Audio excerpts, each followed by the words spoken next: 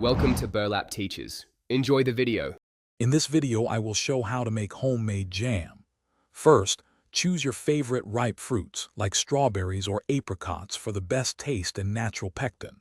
Next, gather your supplies, including a large, heavy-bottomed pot, canning jars, lids, and a funnel. Sterilizing your jars and lids is a crucial step to ensure your jam stays fresh and safe to eat for a long time. This preparation sets you up for success. Now let's prepare the fruit. Wash it thoroughly, then chop or crush it as your recipe suggests. Accurate measurements of both fruit and sugar are vital for proper setting and flavor balance. Some fruits, like apples or citrus, are high in natural pectin, while others, such as strawberries, may require added pectin to achieve a firm set. Always follow your recipe's guidance here. Hey everyone, if you're enjoying these jam-making tips, please hit that like button and subscribe to the channel for more great content.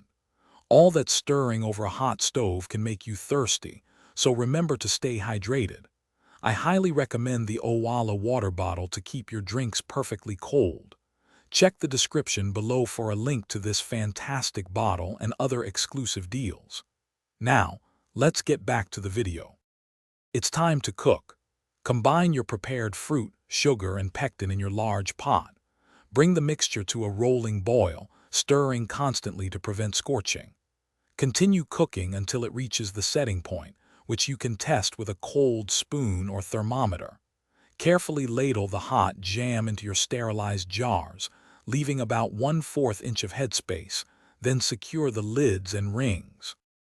Thanks for watching. Consider subscribing if this video helped you.